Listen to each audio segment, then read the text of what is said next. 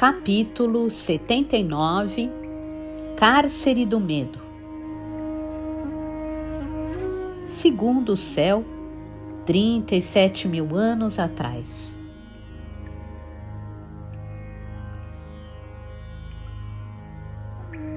Uma vez derrotado em Rivata, Metatron foi algemado e conduzido a Guerrina. Vivo, conforme era o desejo do arcanjo Miguel.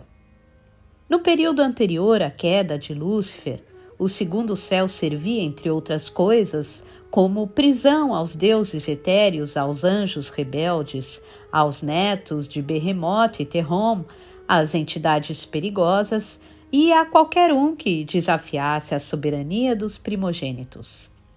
Era nesse ambiente que ficava, e ainda fica, a propósito, o Cárcere do Medo, uma torre de pedra com 400 metros de altura, construída a partir de uma gigantesca estalagmite calcária, revestida de carne, decorada com ossos e cercada de pântanos e lodaçais.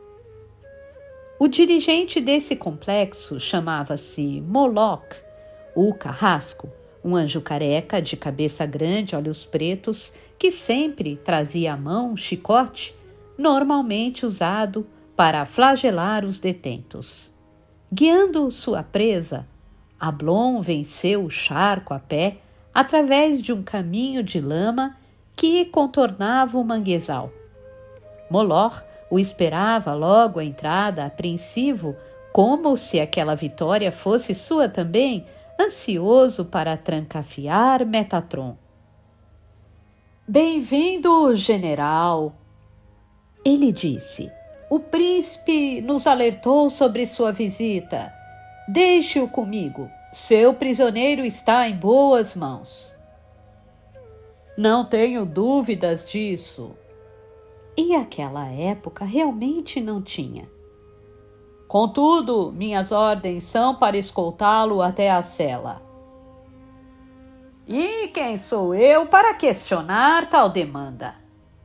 Moloch curvou-se numa respeitosa mesura àquele que afinal capturara o rei dos homens sobre a terra. "Faça como quiser, ó Vingador." Abriu espaço aos recém-chegados. "Sinta-se em casa." Com uma palavra de agradecimento, Ablon penetrou nos corredores que se multiplicavam para cima, para baixo e para os lados, somando milhares de câmaras, algumas fechadas por chapas de aço, outras bloqueadas por grades de ossos, todas lacradas misticamente. Seguiu até um compartimento da rocha crua, removeu as amarras de Metatron, empurrou-o para o fundo de uma alcova e nas trevas o encarcerou. Por alguns instantes os dois ficaram se olhando através da pequenina lacuna na porta que se abria na altura do rosto. "Pergunte." Enfim, Metatron sussurrou. "Como?" "Esse olhar não me engana. Sei que quer perguntar. Que mal pode fazer? Já estou preso." "Tem razão." Ablon se rendeu à proposta. Cumprira a tarefa, engaiolara o anjo supremo e nada mais apodreceria seus louros. "Sua técnica de combate?" "Sim. O que tem ela?" "Como se chama?" "Não sei como os querubins a nomearam, mas, de minha parte, gosto de chamá-la de Ira de Deus." "Ira de Deus?" O general mirou os próprios punhos. "É um formidável oponente, Metatron. Foi um privilégio enfrentá-lo." "Não, rapaz." Tomado pela emoção, o sentinela o encarou com generosidade sincera. O privilégio foi meu. Nesse dia, no exato minuto em que os portões se trancaram, Rafael teve uma visão desde sua torre nos Campos Elíseos. Coincidência? Não. Era uma resposta à definitiva solução, se não para todas, certamente para muitas questões. O elemento central que num breve futuro mudaria o curso da história, definiria suas próximas ações e lhe permitiria completar seu projeto. Eufórico, ele convocou aos salões luminosos Natanael, seu braço direito, o mesmo que se disfarçava de estrela polar. O Ofanim lá chegou taciturno, pois previa que as notícias não seriam tão boas, pelo menos não para os seres humanos. Natanael, mais 2 catástrofes ameaçam o planeta. O 5º arcanjo afirmou. Logo este lugar não suportará tantas almas. Quanta dor! Dor faz parte da vida. Sim, meu mestre, concordou o mais puro, como Natanael era também conhecido. De certo há males que vêm para o bem. Todos os males vêm para o bem. Essa é a razão de o mal existir. Sem ele, não haveria aprendizado, tampouco evolução. Já sei como construir nosso túnel. O general me ensinou quando esteve conosco neste santuário sagrado. Portanto, escute estas instruções. Haverá um dia em que o mundo sofrerá uma grande enchente. Quando isso acontecer, eu me encontrarei com Lúcifer e ele me matará com a fogo negro, a espada de Behemoth. É necessário tal martírio? Não é um martírio, afinal, eu não sou um mártir. A cura de Deus fez reluzir sua auréola. Uma vez dispersada a minha aura, serei capaz de abrir o vórtice ao 3º céu, com suas regras específicas, e então lacrarei a dimensão contra a entrada dos celestes, impedindo até que meus irmãos interfiram em nossos planos ou conspurquem o domínio dos santos. Mas você é um celeste? Hoje sim, e por isso que eu preciso morrer. Desse dia em diante não nos veremos de novo?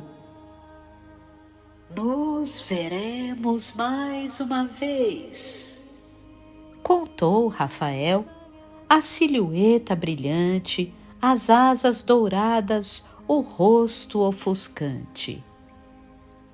Gabriel. O nome do parente saiu num murmúrio. É a ele que você deve servir após a minha partida. É em Gabriel que reside a esperança. Gabriel? O anjo estranhou, pois naqueles tempos Gabriel era tão sanguinário quanto os outros gigantes. Não é ele também um perverso? O amor o libertará. É um augúrio? Não, um noite, explicou com o ressoar de sua voz polifônica. Sabe, tenho esse dom, enxergo o que vai no coração das pessoas. Estou triste, admitiu o mais puro. Não quero perdê-lo tão cedo. E não vai? Falta muito ainda para que o dilúvio nos atinja. E até lá há trabalho a fazer imediatamente. O segundo cataclismo se anuncia. Terremotos sacudirão a terra. Vulcões explodirão em chamas, meteoros descerão em chuvas escaldantes, Enoque será invadida, e sem os sentinelas para resguardar os homens, haverá muitas mortes. Sem os sentinelas? Designado a uma função, ordenado a proteger a entrada dos Campos Elíseos, Natanael tinha pouquíssimo contato com o que acontecia no mundo exterior. E quanto a Metatron, que fim levou? Capturado por hora. Isso é mal? Depende. Como eu disse, todos os males vêm para o bem. Todos. Acredita mesmo nisso, meu senhor? Que todos os males vêm para o bem? Eu tenho que acreditar, Natanael. Faz parte do trabalho.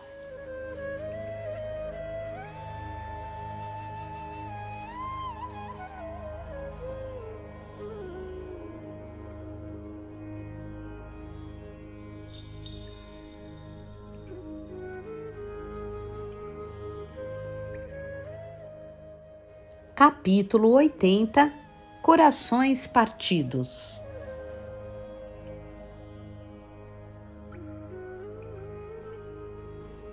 Valhalla, 9 meses após a batalha no Hades.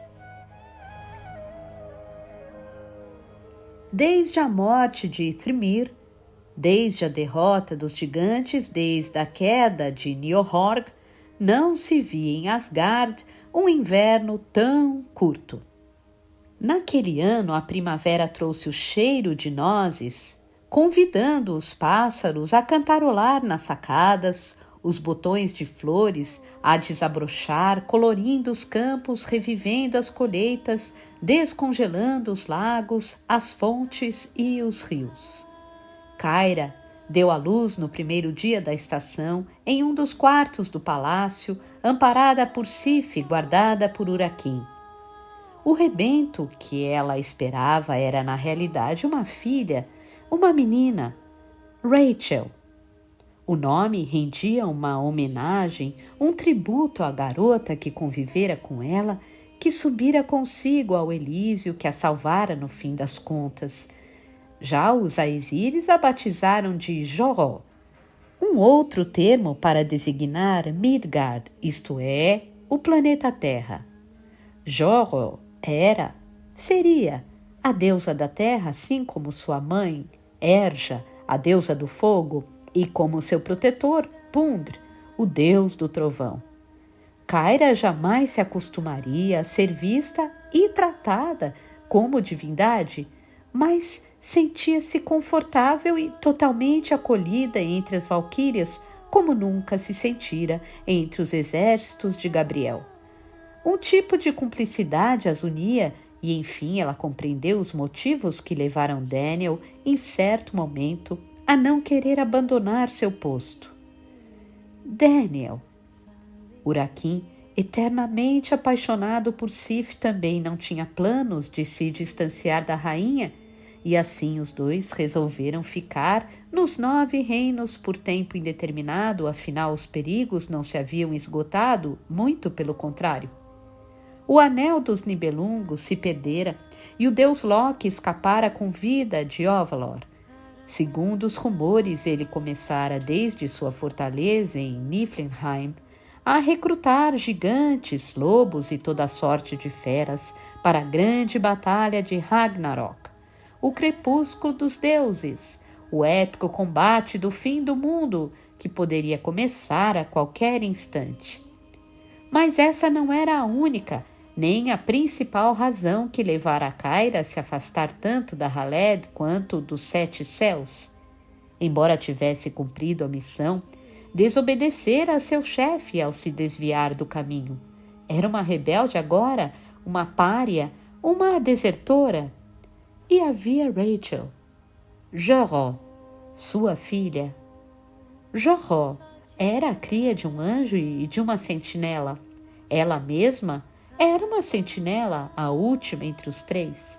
E Gabriel lhe dissera que todos os ligados a Metatron precisavam ser encontrados.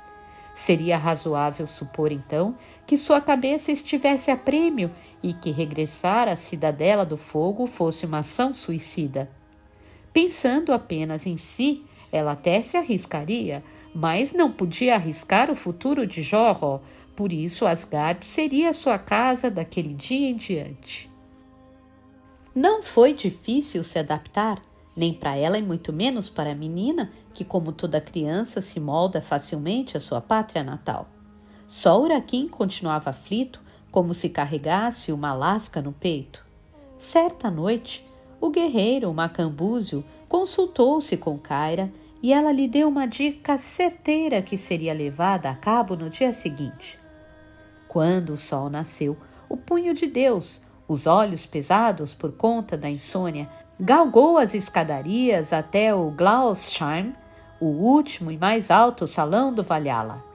De costas eretas, caminhou ao tablado e se ajoelhou perante a rainha. Pondre, meu salvador e amigo. Sif o cumprimentou, pedindo que se reerguesse. Trajava o mesmo vestido longo, costurado em tecido branco, com o qual inicialmente o recebera fazia alguns meses, ou centenas de anos, dependendo do ponto de vista. O que o traz aqui nesta manhã, ó trovoada? Não lhe agrada?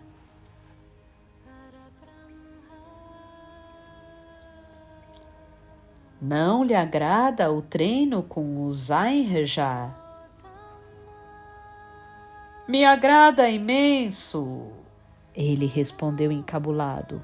Pousou no chão o Mjolnir, bem como o escudo de Zeus, tomado como parte do espólio de Minos e que ele agora empunhava. Na realidade, carrego outras questões, senhora, questões mais complexas. Mais complexas? A monarca estranhou. Urakin não era de fazer alarde, então ela ficou preocupada. Como posso ajudá-lo? Bem, desviou o olhar. Sabe o que é, majestade? Não sei por onde começar. Nem sei sequer se devo começar. Entendo. E de fato entendia. Tornam-a escolhera por acaso. Sendo uma princesa das Vanires, além de muito bela, Cabelos de Trigo tinha sensibilidade aguçada e conseguia quase sempre captar o anseio de seus concidadãos. Sim, de alguma forma eu entendo perfeitamente o que o aflige. Não é de hoje que me olha dessa maneira, não é? Peço perdão se lhe faltei com o respeito, nunca quis ofendê-la. Não me ofendeu? Qual é a mulher que não quer ser cortejada, ainda mais por homens de verdade, que sabem respeitá-las e valorizar os seus feitos? Ele murmurou apenas. Não sou tola. Desde que nos vimos pela primeira vez, percebi que se encantara por mim. Portanto, eu é que lhe devo desculpas. Desculpas? Uraquim franziu a cara. Mas fui eu que... Não, nunca é o homem que se apaixona. É sempre a mulher que o seduz. Não nego que, se o encantei, foi porque senti algo semelhante por você, Pondre. Confessou, e o coração do guerreiro saiu em disparada, para então congelar. Contudo, não posso lhe dar o que me pede. Não pode? Mesmo que, vez ou outra, eu me sinta atraída por alguém, só existe um homem que eu amo e sempre amarei na vida e na morte. Thor, meu marido, sinto muito se lhe dei esperanças falsas, pois conheço as feridas que o amor pode causar e jamais as desejaria para você, meu guerreiro vistoso. Sendo sua rainha, é meu dever reparar esse dano. Uma pessoa que o ama e que aceitaria se casar com você. Uma nova paixão vai curar sua dor, cicatrizar suas chagas, caso concorde em desposá-la. Quem? A curiosidade era tão grande que na hora Uraquim nem cogitou negar.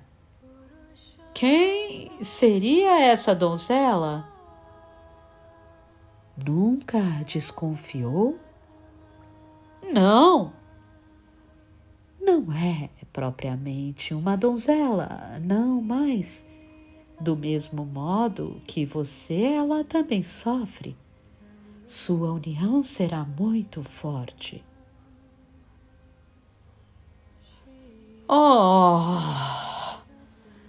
O punho de Deus já sabia de quem se tratava. Sinto-me privilegiado, majestade. Claro que aceito. Obrigado. A admiradora, não tão secreta, de Uraquim era a morena Brunhilde, estrondo de guerra. Os indícios estavam claros desde o princípio, embora o Celeste, cego pela paixão, não tivesse olhos para enxergá-los, nem depois de ela tê-lo salvado da manticora durante a batalha no Hades, pulando na frente da besta e refletindo seus espinhos mortais. Contrariando todos os prognósticos, Brunhilde sobrevivera ao veneno e recobrara a saúde. Fisicamente, ela era a mais forte das 4 irmãs e também gostava de homens rústicos.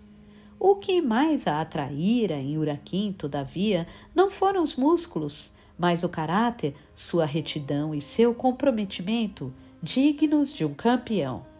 Prometida a Siegfried, ela não aceitaria em sua cama ninguém menos valoroso que um herói legendário, e o querubim era, afinal, o portador do Mjolnir. O casamento aconteceu no verão. Compareceram às festas. Compareceram à festa os anões liderados por Jalar, que assumira o trono no lugar de Dain, seu pai, as valquírias e os guerreiros Einherjar, além dos 2 convidados especiais, os reis élficos Oberon e Titânia, que desde os tempos mitológicos reinavam em Inis-Vidrin e haviam prometido a Daniel, o Bogaoir, como o conheciam, ajudar na busca aos deuses nórdicos exilados no plano etéreo após a morte de Thor. O verão deu lugar ao outono e com ele vieram as cores em entretom, as folhas marrons, a estação das chuvas, o perfume de terra molhada. Uma tarde após uma forte tormenta, Kyra embalava Joró quando Sif entrou em seu quarto. Erja! Majestade! O aposento era aconchegante, nem muito amplo, nem muito apertado, e a menina dormia no berço. Há alguém à sua espera, no jardim leste. Estou curiosa. A ruiva não esperava visitas. Uraquim teria simplesmente entrado sem se anunciar. Quem seria? É melhor que veja por si mesma. Não se preocupe, eu olho a pequena, vá. O jardim leste ficava na seção posterior do palácio, quase colado à montanha, e se alongava num pinheiral. Rochas pontudas emergiam do solo como ilhas cinzentas em meio ao gramado. O acesso era feito por uma sacada de madeira, de onde nos dias mais claros avistava-se Hildeshaff, o mirante que em outros tempos fora usado por Odin para observar não só os territórios contíguos, como todo o universo. Sobre a plataforma, de costas a quem chegava, erguia-se um sujeito magro, de longos cabelos cor-de-mel, vestindo uma armadura de placas douradas e trazendo na cintura uma espada. Calmoso, tinha os olhos pregados no arco-íris que se formava após a tempestade, como se seguisse seu curso, como se estudasse suas cores. Gabriel! Um momento! O gigante parecia absorto na paisagem que o cercava. Magnífico, não é? Sem se voltar a ela, apontou para uma das colinas adjacentes. Neste lugar as pedras crescem tão rápido. Como? Ela se aproximou do parapeito. Tudo estava como antes, sem alterações. Nunca vi pedras crescendo. Nem eu. Ah! Sem entender, Kyra torceu o nariz e foi direto ao assunto. Não esperava vê-lo aqui. Havia respeito entre eles, mas também certo grau de tensão. O que deseja, mestre do fogo? O que o traz aos salões do Valhalla? Você! O arcanjo respondeu com a maior naturalidade possível. Vim oferecer-lhe uma nova missão. Espere! Kyra precisou de alguns segundos para digerir as palavras. Não acreditava que Gabriel estivesse mentindo, mas aquela súbita convocação lhe soava estranhíssima. Afinal, ela o havia desafiado abertamente. Não vai me punir? Por que eu a puniria? Nunca tive uma agente tão eficaz. Uma arconte que enfrentou dragões e gigantes, deuses e demônios, que passou pelo inferno e derrotou Metatron. Enrugou o senho, depois relaxou. Por que eu a puniria? É verdade. De uma forma ou de outra eu cumpri o meu dever. Nós cumprimos. Ela se referia aos amigos e a Joró. Mas não aconteceu exatamente do jeito que planejamos, não é? Cutucou. Pelo menos não do jeito que você planejou. Já lhe ocorreu que na vida nada acontece exatamente do jeito que planejamos? Isso parece ser uma lei universal. Mas e quanto à busca por Daniel? Ela decidiu pôr as cartas na mesa e acabar de vez com aquele jogo. Eu contestei seus comandos e negligenciei por algum tempo a demanda que me ordenou no intuito de resgatá-lo. Eu sei. E o que pensa sobre isso? Sempre soube que o faria. Como? Sou também um rebelde. O arcanjo exclamou enfaticamente. Sou um líder supremo dos anjos rebeldes. O que você passou, centelha, eu passei em dobro. Eu também desafiei a autoridade, reneguei o meu irmão e assumi o meu destino. Não compreendi ainda. Ela queria esgotar o assunto para que não surgissem desavenças depois. Se os meus atos eram tão previsíveis, por que me proibiu de executá-los? Por que me proibiu de procurar Daniel? Para lhe dar a oportunidade de se rebelar. Para lhe dar a chance de enxergar que o seu amor era mais forte que tudo, mais forte que eu, inclusive mais forte que as leis que lhe foram impostas, que as ordens que lhe foram dadas. E é assim que deve ser, que deveria ser sempre.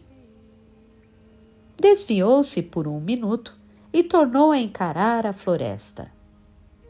Foi assim com o rei dos homens, até que o mesmo amor que o movia, o amor que lhe dava forças, acabou por corrompê-lo. Outra verdade, uma verdade infeliz. A ruiva fora testemunha do comportamento intransigente de seu inimigo. Eu fiz de tudo. Tentei convencê-lo a aceitar o caminho da paz por todos os meios, mas ele queria vingança. Estava determinado a fazer com que os arcanjos e você, Gabriel, provassem o que ele provou, sofressem o que ele sofreu.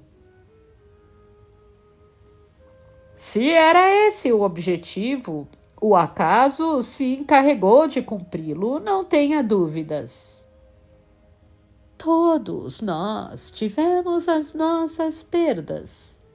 Eu vi o meu filho ser flagelado, humilhado. Eu estava lá quando lhe puseram uma coroa de espinhos. Eu o observava quando o pregaram na cruz. E não pude fazer nada, porque era a vontade dele. O livre-arbítrio. É por ele que devemos lutar. Por que nunca me contou? Por que não me disse que eu era uma sentinela?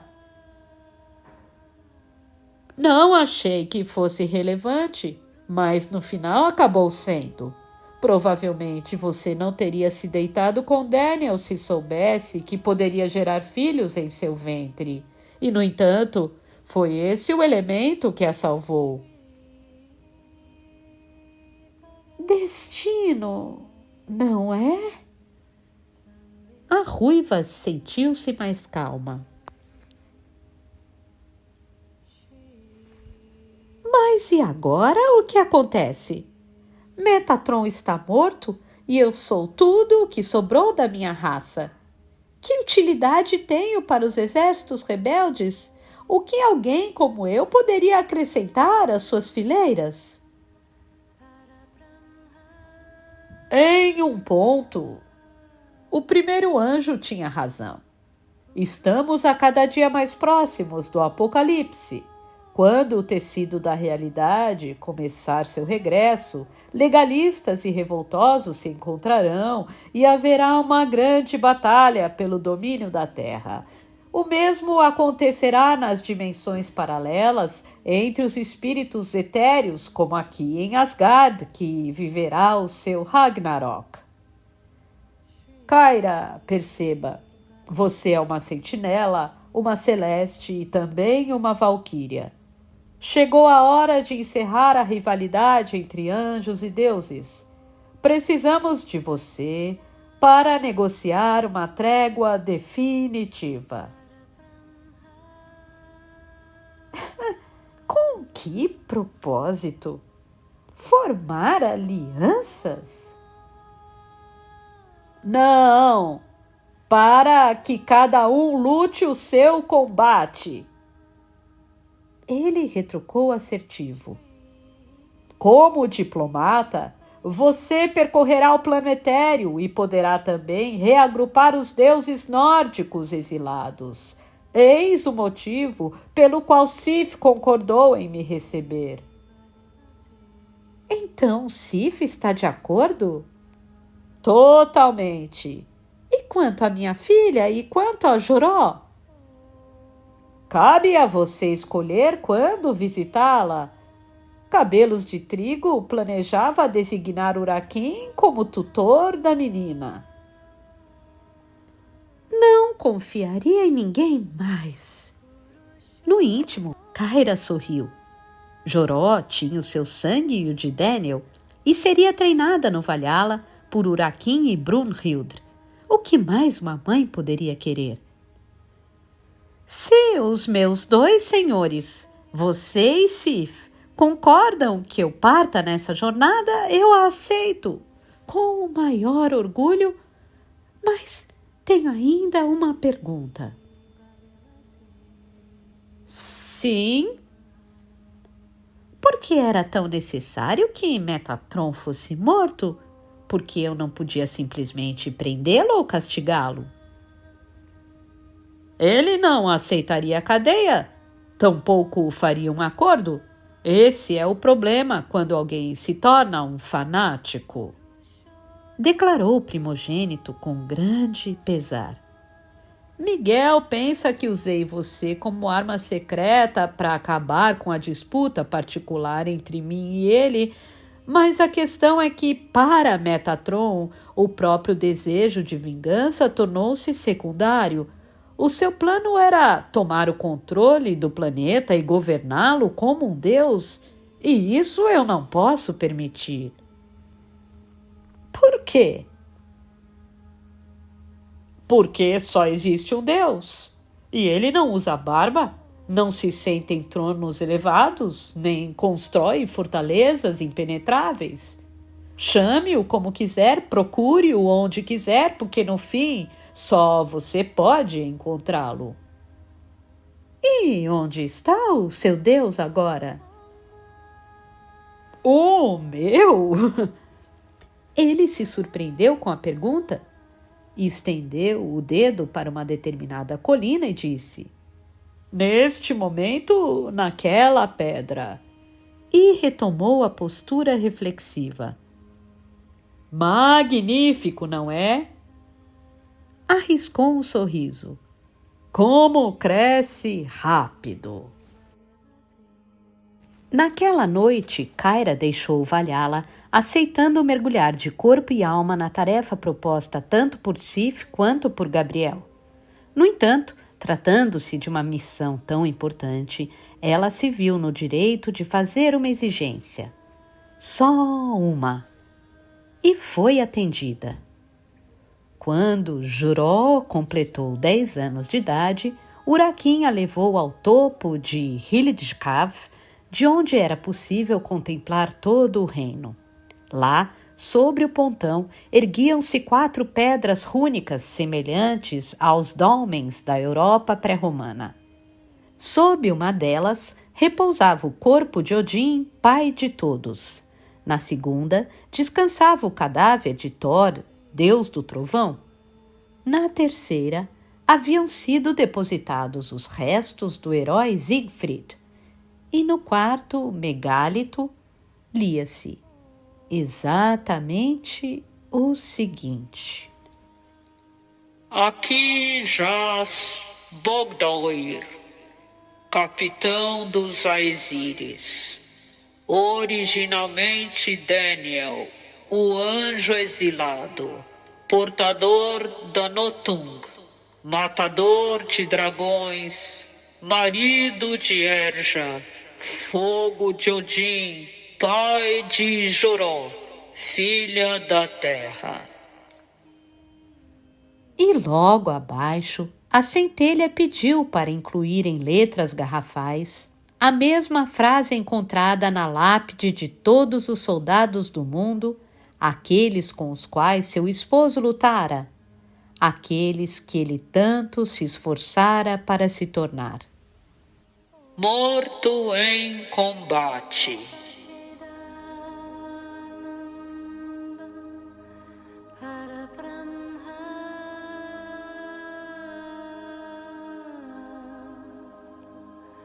Purusho